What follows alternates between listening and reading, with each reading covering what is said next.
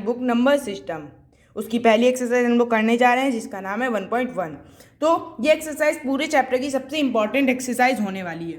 तो हम लोग सबसे पहले अगर देखें तो फिर 1.1 के पहले क्वेश्चन में लिखा है, is zero a rational number, can you right it in form of p upon q where p and q are integers and q is not equal to 0. So yes, we can write 0 can be written as 0 upon 1 and 0 upon 2 where 1 is not equal to 0. So let's move to second question. In second question there is written find 6 rational number between 3 and 4. In these type of question हम लोग को तीन चीज़ें ध्यान रखनी होती हैं, कितने नंबर्स फाइंड करने हैं और कौन कौन से नंबर फाइंड करने हैं। ये वाले में मैं आपको बता देता हूँ, उसके ही मैं अलग एग्जाम्पल लेके जो कि एक फ्रैक्शन वाला होगा उसका एग्जाम्पल लेके मैं आपको सॉल्व करा हुआ है, मैं आपको शो करूँगा। पहले इसको समझ लीजिए। 6 + 1 किया 7 हो गया, तो 3/1 लिखा, 3 × 7 किया और 1 × 7 किया, मीन्स क्या रहेगा 21/7। और लेकिन फिर इसको बाद आपको सिंप्लीफाई नहीं करना, नहीं तो आपका आंसर रॉन्ग आएगा। और फिर अब मैं इसमें जाऊँ तो 4 में × 7 करना है और 1 में × 7 करना है।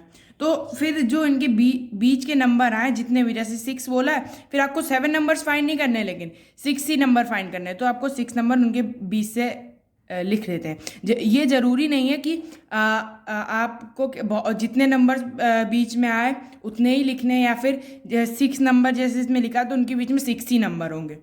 हो भी सकते हैं इन सब के से, नहीं भी हो सकता है। तो फिर इसका ही मैं एक अलग एग्जांपल लेके आपको समझाता हूँ कि इसका ही एक एग्जांपल है 6 रेशनल नंबर बिटवीन 3 and 4। ये तो आपका सेकंड क्वेश्चन होगा। इसका ही एक अलग एग्जांपल लेके मैं आपको बताऊँ तो 6 + 1 मैंने कर दिया 7, 3/5 और 4/5 दो नंबर्स हैं। तो फिर × 7 × 7 मतलब न्यूमरेटर में भी 7 से इंटू करना है और डिनोमिनेटर में भी × 7 करना है। तो आंसर आएगा कि 20/35 and 28/35. So numbers between these two numbers are 22/35, 23/35, 24/35, 25/35, 26/35 and 27/35. So now move to the third question. तो आपको ये क्वेश्चन आ गए होंगे। और नेक्स्ट क्वेश्चन है कि find 5 rational numbers between 3/5 and 4/5. So in this question it is written that find 5 rational number between 3/5 and 4/5. So 5 + 1 is equal to 6. 3 × 5 × 6 मतलब numerator में भी × 6 किया एंड 5 डिनोमिनेटर में भी × 6 किया, 18/30, और 4/5 में into numerator you also have to multiply 6 and in denominator you also have to, so 24/30. Two numbers are there, 18/30 and 24/30. You have to find numbers between 18/30 and 24/30. So 19/30, 20/30, 21/30 and 22/30 and 23/30. Let's move to the next question, which is fourth question. Fourth question is not well important like 2 and 3. इस पूरी exercise की केवल दो ही important question है, 2 and 3. So fourth का first है, every natural number is a whole number. बहुत ही भद्दा सवाल है। इसका आंसर है कि मतलब होल नंबर्स होते हैं 0, 1, 2, 3, 4। आंसर होगा ट्रू, क्योंकि इसमें पूछा गया है all natural number are whole number. मतलब नेचुरल नंबर क्या होते हैं 1, 2, 3, 4 to infinite, and whole numbers होते हैं 1, 2, 3, 0, 1, 2, 3, 4। तो फिर इसका आंसर होगा कि यस ट्रू है, क्योंकि 0 इंक्लूड नहीं करता है, तो इस वजह से इसका होगा true. Every integer is a whole number, every integer is a whole number, इसका तो कोई क्वेश्चन ही नहीं बनता, क्योंकि होल नंबर्स होते हैं 0, 1, 2, 3, 4, 0, 1, 2, 3, 4 टू इनफाइनाइट, तो इसका हो जाएगा फॉल्स।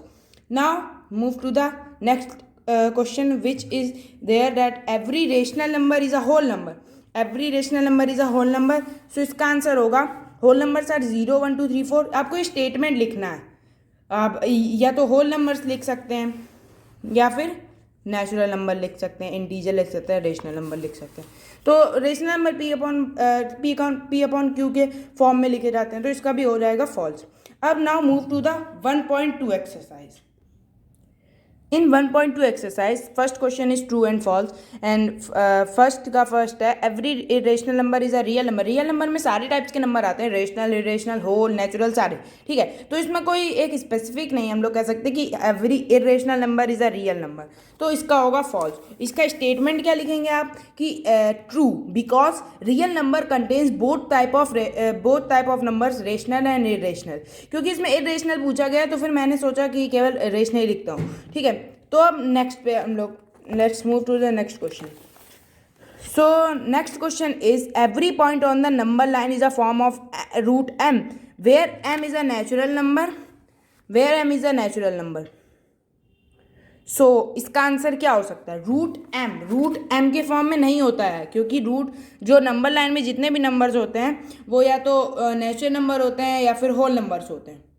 लेकिन इसमें पूछा गया है कि where m is a natural number, where m is a natural number.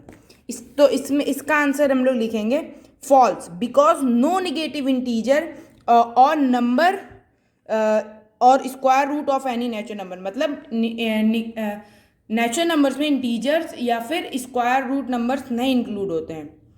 अब हम लोग लिखेंगे, अब हम लोग let's move to the third question of true false. So there is written that in third question there is every real number is an irrational number, every real number is an irrational number। ये नहीं, ये हम लोग कह सकते हैं कि real number irrational number है? नहीं, ये हम लोग नहीं कह सकते हैं। क्यों? क्योंकि हम लोग को ये पता है कि जो रियल नंबर होते हैं वो सारे टाइप्स के नंबर होते हैं, केवल इरेशनल नहीं होते हैं। तो इसका भी होगा फॉल्स। हम लोग स्टेटमेंट में क्या लिखेंगे कि false because there can be any irrational number, rational number in real include in real numbers. So let's move to the second question. Second question थोड़ा अच्छा क्वेश्चन है। Are square roots of all positive integers irrational if not given example of square root of a number that is rational number, ठीक है।